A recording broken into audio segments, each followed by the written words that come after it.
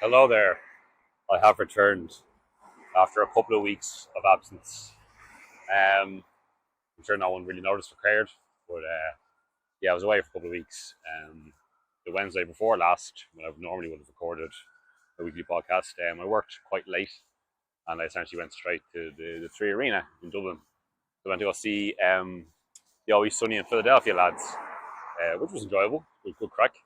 But then during the intermission of that show, I went to go talk to some people, and I realized my voice was gone. And then I woke up the next day, and I felt like I had the worst case of flu. I only took one day off work, which I probably should have taken more because it took a good solid 10, 11 days to get over the whole thing. It went from like a flu-like type symptoms to like a chest infection. I was coughing my guts up. I know I should have pretty sought medical attention after, I got to about 4 days in. I did try and make a doctor's appointment, but like everything in the world these days, it was incredibly difficult. I tried to make a doctor's appointment last Wednesday, and the earliest my doctor could see me was tomorrow, which would be Thursday. So I just rolled it out. Probably would have been given antibiotics anyway, which essentially just means the next time I get sick, the antibiotics won't work. So, probably this way, I suffered through for a few days longer than I should have, but my body will probably have built up immunity to whatever it was. There's a W124 cruising by me now, which I'll take a photo of, and then I'll post up too. As you probably notice, I'm outside doing this because, one, it's a beautiful day in Dublin. The weather is finally picking up. I'd say it's a lovely 18 to 19 degrees out, and the sun is shining, which is good to see because we've gone several weeks, months even. Obviously, some of those months were winter time, so you expect it to be shit. But it's taken a while for the spring weather to rear its head. And hopefully, this isn't the beginning of what happens in Ireland sometimes, a kind of a false dawn. We get a few weeks of nice weather in late spring. Our summer is shit. Obviously, this is just a little teaser to what will be a lovely summer. Because fuck it, we're due. We put up with enough shit. I think we're due a decent bit of weather. Anyway, as ever, I'm rambling. Yes, I'm outside. So, the reason I'm outside because it's a lovely day. But also, I have an external microphone. Finally, whether it's any use, I don't know. Because it's the first time I've used it. To be fair to the method I was using, which was just the microphone on my phone, the audio quality of that was pretty good, but you can only really use it indoors. This external microphone I have now does have a little windshield on it. It is quite breezy today, despite the good weather. So we'll see if it's any use. If it manages to block out any wind noise. This could be terrible. We shall see. Trial by error and all that shit. Also, as well, it means when I'm walking around, I might see some stuff like that 124 that just drove by me, and I can post it on Instagram and go, "Hey, look, this is what I was talking about."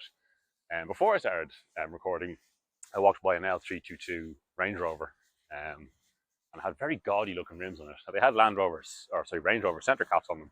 So I doubt that means they were necessarily OEM, but maybe they are. Again, I'll post it on Instagram and someone can tell me. Before I get too rambly and too off topic, and a rare bit of serious talk. So it's been a couple of weeks since I spoke to y'all on this shitty podcast. But obviously, since I last spoke to you, we had the tragic passing of Craig Breen. I got a push notification, and it's one of those ones where like I get push notifications from news apps, and you kind of go like, "Well, something terrible going on in the world." That I try and block out because I try not to look at the news anymore because it's just depressing. But this one, like I saw Craig Breen's name, and it was midweek, and I knew there was no rally on. I was like, "Oh no!" I'm like, "Yeah, no." Like I thought, that one hit me hard. I'm not gonna lie. I was like, Jesus. Because like any Irish person who's interested in motorsport, I'm sure you've been following Craig Breen's career like I have for well over a decade. And he was really on a run of good form. Excuse me. You see, look, my lurgy is still lingering. Yeah, he was on a good run of form.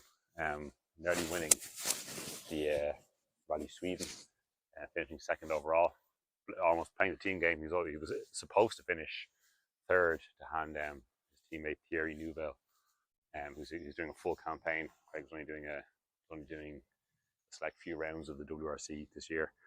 He was supposed to hand him second place, but then Thierry Neuville made a bit of a whoopsie, and Craig ended up taking second anyway. He felt like his first WRC win was only around the corner, really. Yeah, just I won't say too much more because obviously, it's been a couple of weeks now, and I'm sure you've heard all the eulogies from everyone. But just a top bloke. Whenever you heard interviews with him, I never met him, unfortunately. I would like to have just shook his hand because he just seemed like a top bloke and a true lover of rallying and motorsport. I don't know if anyone's ever been to the Rally School of Ireland up in, is it Fermanagh? Up north, anyway. They used to have a Metro 6R4, but they've obviously moved it on since because the prices of those has gone mental. But Craig Breen actually bought it, and he didn't buy it just to lock it to a shed. He bought it because he really wanted a Metro 6R4, and he used it. Just go onto YouTube and search Craig Breen Metro 6R4. There's a great onboard video of him flaking down. I think it's an Irish rally of some description. Yeah, just a great way. That's the best thing, I suppose, about someone of the modern era is there's just endless footage of Craig Breen out there for us to see how much of a talent he was. But yeah, look, I'm rambling as usual. He'll be sorely missed. A true legend of the sport, and yeah, my thoughts are with his friends and family, most importantly. And yeah, may he rest in peace. Try and pick up then the mood now. Sorry, I didn't mean to depress you all again. But there's another thing to take a picture of. It's a 5-door Mark V Golf 432. I know the opinions kind of are split on this is wearing Toyo Foxes. Are they Foxes Sports? Is there a manual? No, PSG. I like them. I like the Mark IV and the Mark V. Yeah, I'm sure they're not the be all and end all of a performance hatchback. They're quite heavy, but they sound great. And I think both in value and interest, they will only appreciate as time goes forward. Because imagine telling the youth of tomorrow, yeah, you used to have to buy a Volkswagen Golf with a narrow angle V6 engine up front with 3,200 cc and 200 something brake, which I know isn't a lot considering the capacity. And how much is the road tax on a Mark V? €1,809. NCT is out, surprisingly. I'm sure it's booked, but you can't, like my doctor's appointment, you can't get an NCT for love nor money in this country because the country is fucked. I was going to say this is probably going to be a relatively short podcast, but I've basically only done my introduction and I've rambled like a mad thing, as I always do. I did have a look at the motoring landscape before I started recording, see if any interesting news, but to be honest, there really hasn't been much. I think that's just that's kind of just how the general what am I trying to say? I'm a fucking idiot. I'm a man, and I'm not a particularly intelligent man, and men can't multitask, and I seemingly can't walk and talk at the same time. But yeah, the motoring landscape has been dull and uninspiring over the last couple of weeks. Sure, there's been plenty of stuff like launched and news and stuff, but it's mostly just been EVs. And as I said before, I'm not anti-EV, but there's nothing to be excited about. A couple of things that did, I suppose, pique my interest. Mercedes have released a special edition of the G-Wagon. I should have noted exactly why. Would it be 40 years of the G-Wagon? I'm sure it's not 35 years. 35 years doesn't seem like a milestone to celebrate. It must be 40 years. Anyway, irrelevant. Not relevant. Look it up yourself. I can't do all the work. But it's you would have expected. And look, the business case would have been there for them just to do a special edition G63. Yeah, and just whatever, stuck some fucking badges on it. And it would have sold, they could have sold it for probably double the price of a normal G63. And yeah, but they didn't. That's not what they did. What they've done is they didn't actually mention what engines were in it, or maybe you can pick and choose what engine you want. But it essentially looks like a G wagon from the mid '80s, and that lovely kind of pea green color. And it's got small wheels, and it's another flim flam body kit. And it doesn't exhaust hanging out the side of it. Yeah, it's nice to see they didn't. They resisted the urge to go G63 AMG, absolute wankery. I've a disdain for G wagons that are set up to just make loud noises and have giant wheels that will be utterly terrible off road and completely defeating the purpose for the vehicle. Yeah, and then what was the other thing that not really piqued my interest in the motoring news? There was something else. I thought, well, I'm trying to think of that, but I can't remember.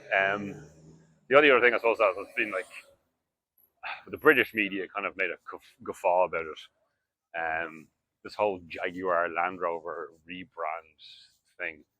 I don't know if it was just the PR marketing team of Jaguar Land Rover making a faux pas with the wording of their press release, or they did it intentionally and they got the reams and reams of headlines that they wanted to try and push brand awareness. Like sir, the man letting me past in his van. So basically, they're having a bit of a reshuffle in Jaguar Land Rover. It's still going to be called JLR, but it's going to be called JLR. But they're going to have, I think, 4 or 5 brands. Jaguar is going to be kind of pushed up market. And they're going to be like Bentley rivaling high-end EVs. The first one being, I think, a 4-door, high-performance, highly luxurious saloon car, if my memory serves me correct. And Jaguar, so it'll be Jaguar, and then Jaguar will be one of the brands. Range Rover will be a brand, and then I think Defender is going to be a brand, and Discovery will be a brand. And then there's no mention of Land Rover being one of the brands. So everyone's like, oh my God, they're killing off the Land Rover name. But they're not. That's what they said anyway. The Land Rover badges will still be on Range Rovers and on Discoveries and Defenders. And it'll still be on dealership, outside dealership signage and stuff. But anyway, when it first broke, all the fucking, oh my God. And everyone's still kind of hearing with a fuss, like, how is it not one of the key brands? But it's a lot of wank.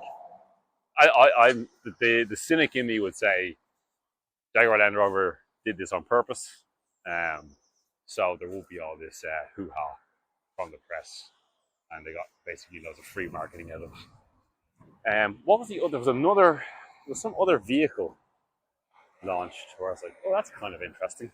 Fuck, I remember like a fucking goldfish. God damn it.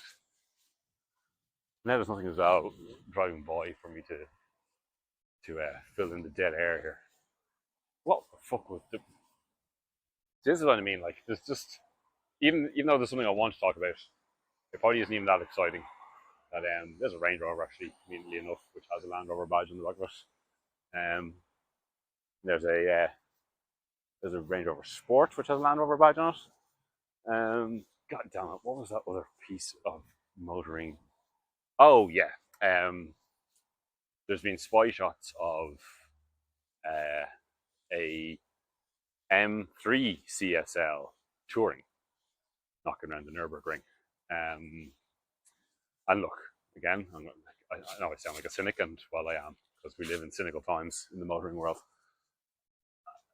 I'm glad it's going. If it turns out to be true, and it is a real thing, I'm happy that it will exist.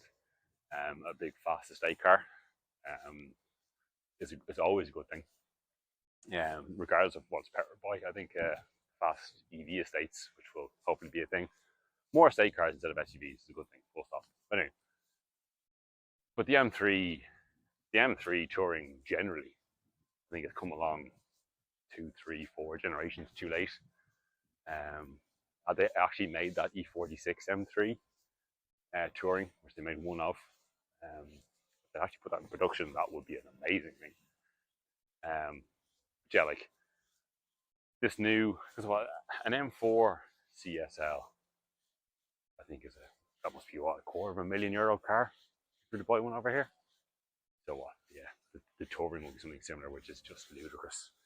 I know the price of car generally has gone mad. Like I think the new M2, I think that's going to start something like 150 grand over here. Which look, it's a car which essentially will be faster than supercars of even a decade and a half ago, but still, it's a small BMW performance coupe. Yeah, and it's now well over 6 figures before you start fucking ticking any boxes. Anyway, yeah, M3 CSL touring. I'm glad it exists. It'd be great for people who manage to get their hands on one, but yeah, too little, too late. I think. What's it? Too little, too much, too late. The thing. I know I'm rambling again. Anyway, but yeah, I'll say like that's. I'm sure there's a few little flim-flammy things that have happened in the last couple of weeks, but nothing that I really cared to talk about because I was looking at them and going, oh, maybe I'll mention that on the podcast, and I got bored myself reading and just stopped. Anyway, what have I been doing other than being sick for a couple of weeks? I did go. I probably shouldn't have went on an airplane, but I did go to Bicester Heritage for the Sunday Scramble the weekend before last, which was phenomenal, so unsurprisingly. As I'm sure you've all seen, as I had footage from previous scrambles, which made me go, I want to go to one of those because I'm going to be able to see things I'll probably never ever get a chance to see again. So I applied for tickets for the one just gone, the April Scramble, which it was called, surprisingly, being a scramble in April. But obviously, when I went to go for tickets, it was sold out. But I put my name down on the wait list should tickets pop up, and they did. So I bought one. Non-car people, when I told them I was flying, but actually I flew in Sunday morning, got a rental car, drove to Bicester, stayed there for a few hours, drove back to the airport, flew home. Non-car people were kind of like, that's ludicrous. Why would you do such a thing? Why is this being returning got something in the do not clamp this car required for 4 young children when they have the access driveway, blah blah. What was I saying? Yes. Yeah, non-car people, when they found out I went to the effort to go to a car show essentially, and spent all that money, which I didn't calculate. I'm sure it was a couple of €100 all in, flights, rental car, ticket, food, transport, etc. But it doesn't matter. You know, what I mean, I've paid ludicrous amounts of money to go to concerts, see comedians.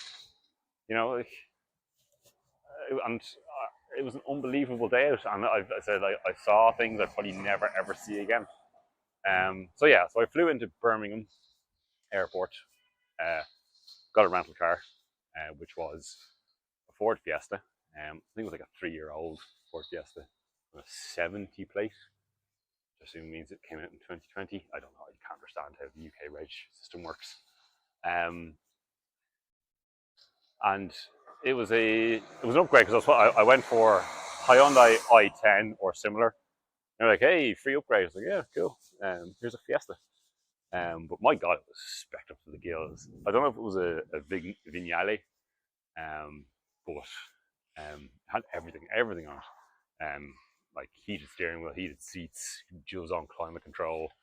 But the best thing about it was it had a Bang & Olufsen stereo, and because I had Android Auto and CarPlay, and so I was able to pump my tunes, and the sound quality was delicious. Lovely little car. I've no idea what engine was in it. Got out the 1 litre turbo, which is a nice little car. Sorry, some power to this going here. Hopefully that one. There's a Fiesta right there, Fiesta van. But anyway, lovely. It was only a 50-minute drive up to Bicester from Birmingham Airport. You get there, you drive in, park your car, and then I spent the guts of 2 hours, I'd say, just walking around the car park before I even went inside. Because the stuff in the car park alone was just like, holy shit balls.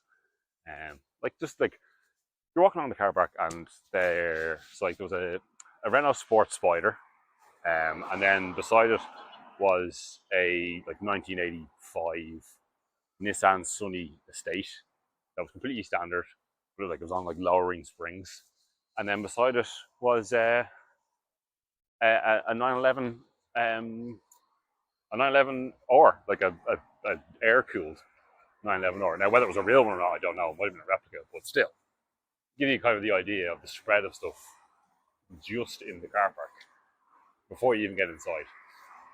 So yeah, I spent a good 2 hours just wandering around the car park going, holy shit, look at that, holy shit, look at that, holy shit, look at that. And then you get inside, and then I'm sure you've all seen footage and photos and stuff of this house, and it seems like it's quite a small event, and it's not a huge place, but the use of space is brilliant. It's not just here's a row of stuff, here's a row of stuff, here's a row of stuff. Stuff is just you go around a corner, and then there's a whole setup of old pre-war racing cars, and you go around another corner, and there's a plethora of old Lamborghinis, and just stuff there was a Miura parked next to a Countach, parked next to a Diablo VT. I could go on for ages with the stuff, but I'm rambling. See, look, I'm getting overexcited just thinking about it. With the Lexus SC430, they annoy me because I used to work in a tire shop in Canada, and those flat faces on those on the alloys on those SC430s, to balance the wheel, you have to take that off, and it has 12 little Allen key screws. So you unscrew all them, take that flat face off, balance the wheel, and then when you put it back on with that plastic thing on it, the wheel's unbalanced again because you've balanced the wheel without that piece of plastic on it.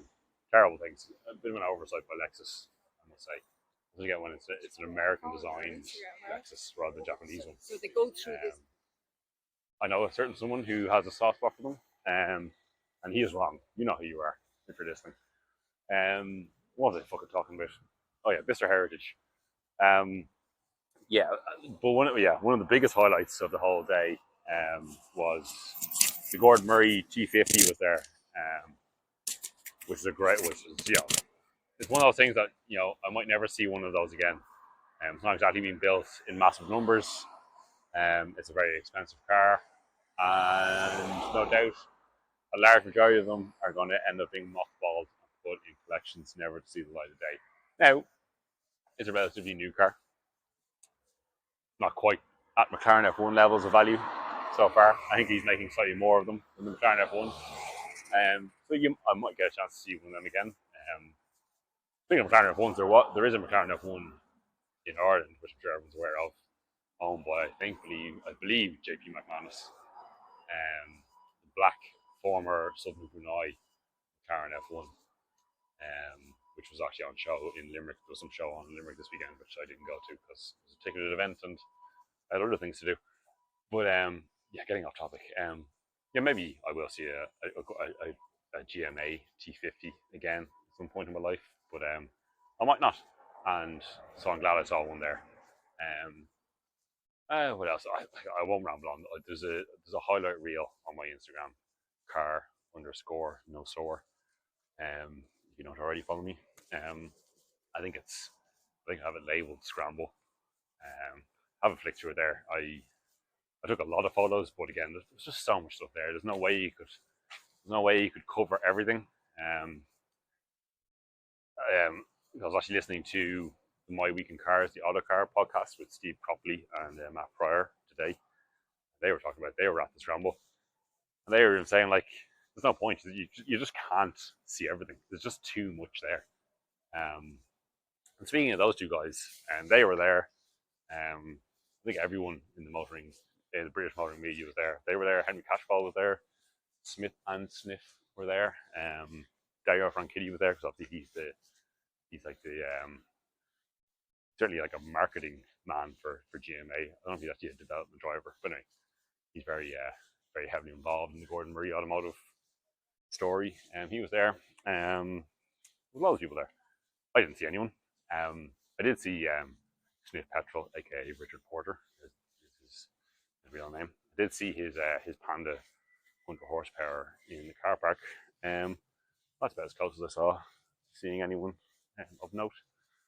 But yeah, if you have, I don't know when the next one is, but if you can get yourself tickets to the scramble, you should, because it's worth the effort. If you live in the UK, you should definitely go, because you could obviously just get in your car or some form of public transport maybe and get there. But even if you have to go to the efforts that I went to and fly to the UK and rent a car and be sleep deprived while you're sick, it's still completely worth it.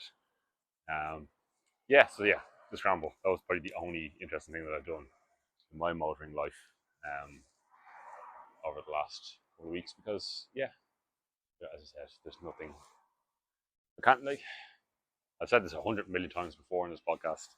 I look every day on the classifieds for a car to buy, and there just isn't anything. Either something that's ridiculously overpriced, or it's just something completely dull and uninteresting, or both, which happens to be the case. So I'm currently still carless. I was going to walk down Classic Car Laneway, but the lads are poking at stuff, so I won't wander down there and start taking photos, because technically can't do anything. It's a public street, but still, don't create tension where it doesn't need to be created. There's a Dennis bin truck about to drive by me. It's really loud and smelly. Sorry about that. Sorry again. I know I apologise every week for how terrible and rambly and non-structured this podcast is, and well, there's no different this week. Really didn't see anything interesting as well while I was walking around. Well, some mildly interesting stuff, that R32 Golf and the 124 Mercedes, and I also saw an Alpha GTV. What can I? Not the GTV6 of 80s fame. The one that's the Spider. Do they call them GTAs? GTVs? Shit, I should know. Losing my mind.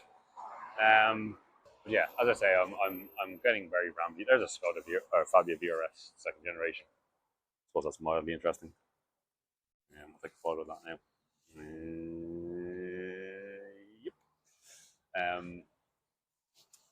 Yeah, this podcast is terrible.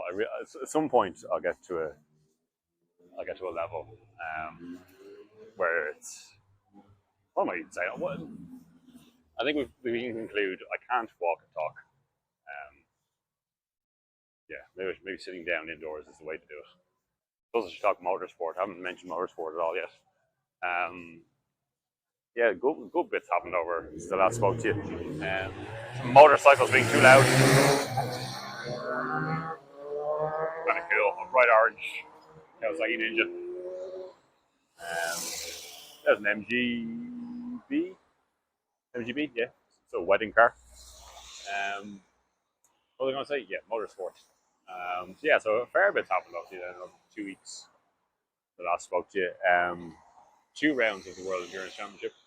There was the 6 hours of Portimao, which was won by Toyota, surprisingly. And then there was the 6 hours of Spa-Francorchamps in Belgium, which was also won by Toyota, unsurprisingly, because Toyota have a 2-year head start on everyone else in the hypercar field, which to me seems like an insurmountable a head start for anyone else on the grid to catch up with. Now, to be fair, Ferrari have run them relatively close qualifying, in the 3 rounds we've had so far. But when it comes to race pace, they're on a different level. Like the number 8 Toyota started last in Spa because of a crash in qualifying. And I think it finished third overall in the end. Or actually, I think they might have actually had a retired one, but it was running third very, very soon, very quick. I think by about lap 10, it was already third, even though it started last. Yeah, I don't know. We shall see. There's potential there for it to be a great era for the World Endurance Championship because Toyota, Ferrari, Porsche,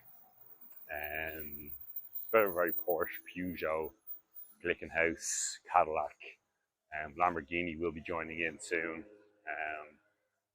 At Spa, we had the first privateer Porsche as well. Jota brought their car and did reasonably well. I think they finished in the top 5. Again, this is stuff I should have written down, but I have the information right in front of me. But I'm walking and talking. That car was actually a bit well.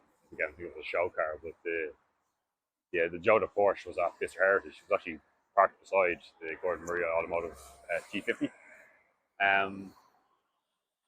Yeah, so but I think in both races, certainly in Spa anyway, one of the of each hypercar retired. So we did at least have a mixed podium at both races. Portimao, I think it was Toyota, Ferrari, Porsche. I think possibly the same as Spa. Remember like a fucking goldfish. I did watch the first hour of both Portimao, the first hour and the last hour of Portimao, and I watched the first hour of Spa, and I watched the last 4 hours of Spa. It was a big old weekend of motorsport last weekend. There was that, and then there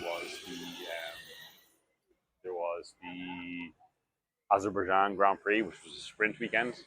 So they had qualifying on the Friday, and then there was a full day of action, sprint Saturday, which is what they called it. They had sprint qualifying and sprint race all in the one day. And there was the full-blown race on the Sunday, which I'll talk about now in a moment. But the WEC, in Portimao as well, AF Corsa, Ferrari, or the Richard Mille, the watch company, AF Ferrari, one in GTM, and what's your one's name? Pin, P-I-N. What's her first name? I'm gonna have to look this up. Oh great, my phone's frozen. Hopefully that means it's still recording. I think it is. Let me look up your one's name. Your one, sorry, it's so disrespectful. But obviously there's a trio of drivers in each car. But in the is it Peen? Oh, for fuck's sake! Hang on, pause. How many minutes are we in? 34 minutes. Hang on 1 second. Oh, there we go. Where did I get Peen from? Lilu Wadu. Oh, for fuck's sake. Why would anyone listen to this shit? I'm so terrible. Lilu, it's Lilou Wadous. Lilu Wadu. Anyway, regardless of me getting her name wrong and being disrespectful, she's the first woman to win a WEC race, which is great to see. And I believe she's young enough. I think she's 20. Why isn't someone like her at least been given a Formula 1 test or a GP2 drive or even a GP3 drive? Because the FIA have launched, even though there's actually no FIA branding on the series itself. Obviously they had W Series, which, one for a better phrase, went tits up, which is an all-woman series, which was terrible. And now they've changed it, and it's called the FIA Formula Academy. I can't remember. Basically, it's again an all-female racing series, which I just think is disrespectful to women racing drivers. They're basically saying you can't compete with the boys, so we're going to create a series for you, which is bullshit. Because a female racing driver, as shown by Lilu here in the WEC, can be as, if not more, competitive than any male racing driver. The only problem is there isn't the infrastructure there for girls to get into motorsport as much as it is for guys. Okay, we can't argue. Boys are more into motorsport than girls are. It's just one of those things.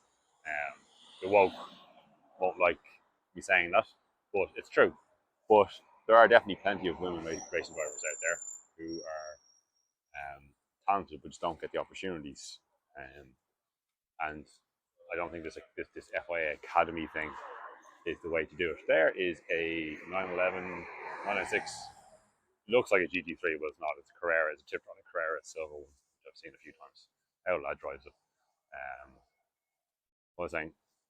Yeah, but there clearly are female racing drivers out there who deserve a chance, but they need to be given the chances in the categories that actually lead to a proper path to Formula One, or at least some form of high-end single-seater racing, IndyCar.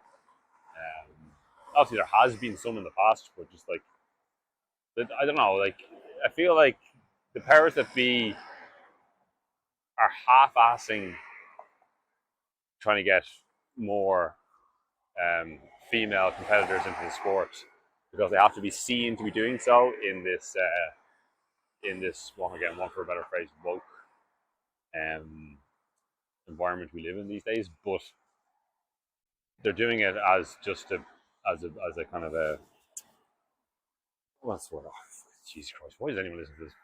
No one does, but why do I even bother? I'm just so fucking awful. Words escape me. It's a half-assed attempt just to make it look like they're making efforts, rather than actually putting any. There's a classic Range Rover, parked beside a 161 Range Rover Sport. I don't normally like taking pictures of people's driveways, but for these purposes, I will. And this speed camera van is here often. A speed camera van on the canal. Such an unnecessary money making market. I'm gonna wrap this up now in a moment because this is truly terrible. At some point, I'll get to a stage where this isn't terrible. Even me trying to explain how terrible it is terrible. Yeah. So what else was I gonna say? Oh yeah, Formula One. So we had the Azerbaijan Grand Prix there last weekend. Weekend just gone. Yeah, it was a sprint weekend. So qualifying, the new format they have for sprint weekends, which there will be 6 of this year. It's been the first one. Is we'll have main qualifying on a Friday, which is a bit awkward because most people work on Friday afternoons. So yeah, qualifying for the race on Sunday will happen on Friday. So there'll be one practice session. There'll be an FP1 on Friday morning. Qualifying for the main race on Friday. Saturday, they had sprint qualifying, which the sessions are slightly shorter than normal qualifying, and they had to use the medium tire in Q3, and then had to use the soft in both Q2 and Q1, and it had to be a new set, which caught out both Lando Norris and Yuki Tsunoda. It meant that they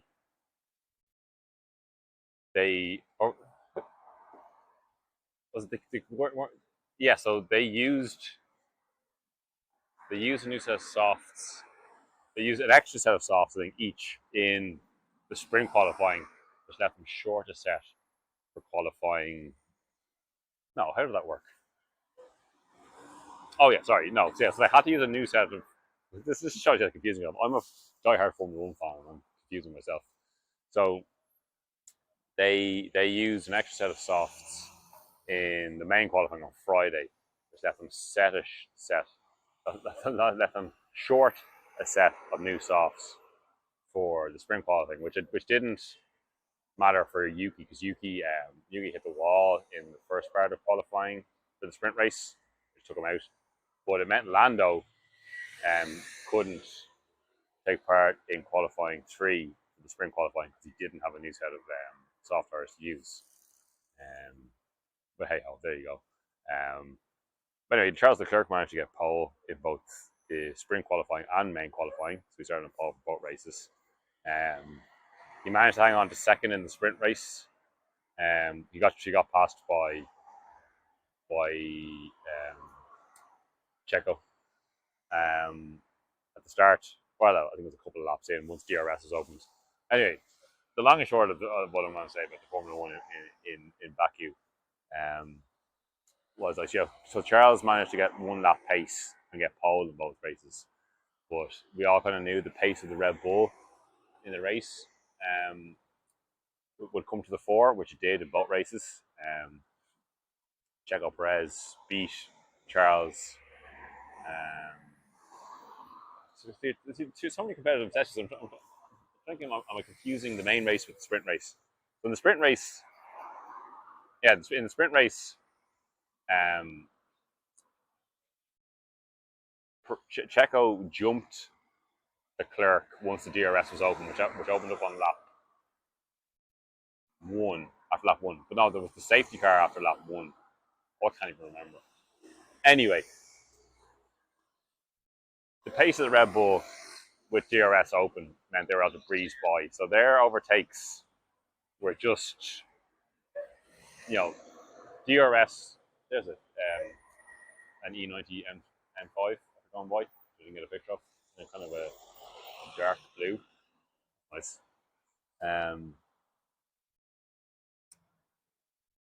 Where am I? What the fuck am I saying?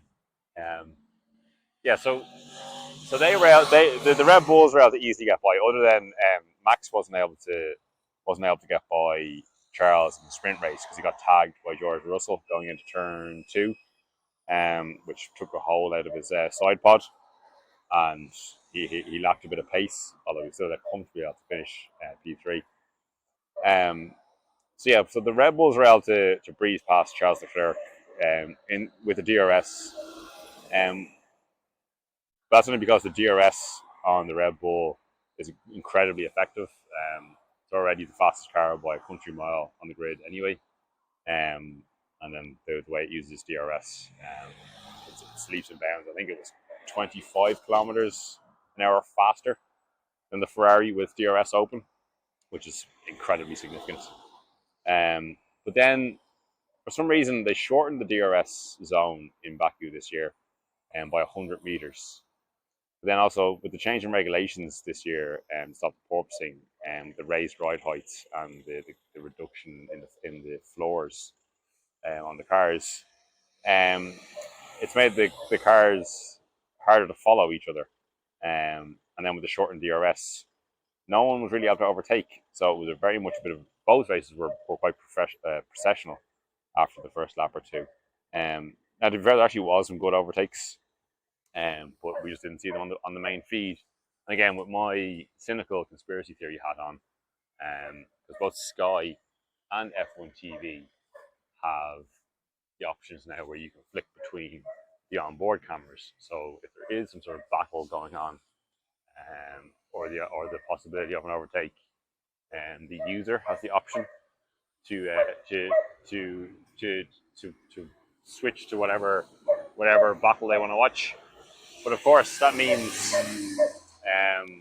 you have to pay first. But like, I pay nearly €40 a month to have Now TV, the sports package, so I can watch Formula One.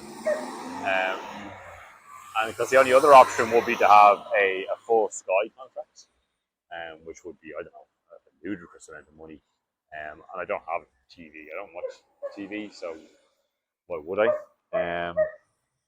Because Sky have exclusive rights in the UK and Ireland for Formula One, and which means we can't get F1 TV. And I would more than happily pay for F1 TV. I think an annual subscription for F1 TV is €150 a year, which is as a Formula One fan, I'd be more than happy to pay that to get good quality, reliable streaming of Formula One and have all the options of flicking between cameras. Anyway, as I was trying to roundabout way, what I'm trying to say is, with my cynical conspiracy theory hat on, I think the producers, the TV producers, are being told to not show some action in the Formula One to try and coerce people into paying the extra money to either get the full Sky package, because they have to have the full Sky package to have the red button or to be able to scan the QR code that this copy keeps telling us to. And yeah, I think you have to have Sky Q or Sky Glass, like the more advanced version of Sky, to have these options. And obviously, okay, it's to try and coax people away from using illegitimate streams, which admittedly at one point I did do in my life. But the reason I pay for Now TV is because you can't rely on illegitimate streams for all the obvious reasons. I don't know. It's bring back free to air. Like, why is it all about the Benjamins? Like, there's enough money being made through Formula One. And Bernie's gone, so like, there's no excuse there. I don't know. I'm getting rambling off topic, so I'm going to wrap this up now because it's been more terrible than expected. Next time I do an outdoor one, I'll probably try and I'll try and be more prepared. I just felt like I very much felt like I had to do a podcast this week because I fell behind over the last couple of weeks and didn't record anything. But for anyone who has been listening, I'm not going to do a classified find of the week because, again, for obvious reasons, I'm completely unprepared and don't have anything in front of me. And I'm also not going to do a YouTube channel of the week for the same reasons. But I will give you a music recommendation of the week. It's an entire album rather than a track. The National have released a new album just during the week there last week. I think it's called The First Two Pages of Frankenstein, if my memory serves me correct. Now, if you don't like The National, it's not going to sway your opinion of them. But if you do like them, you'll love this. It's some of their best work in a while, I personally think. And then if you're not familiar with The National at all, it might be a good way for you to get into them. So check that out. Yeah, The First Two Pages of Frankenstein, I'm pretty sure is the name of the album. But, look, if you look up The National, it'll be the most recent thing that pops up on whatever avenue you consume your music from. So yeah, if anyone has been listening, God bless you. I know I say every week it's terrible, but this one really was terrible. But thank you for listening. I'm gonna keep trying. I'm aiming to try and create more, be better, and God, you see, I can't even get the words out to say I'm terrible. Right, I'm gonna stop talking now. Have a lovely week. Be safe, be well. I'll talk to you again soon. Bye.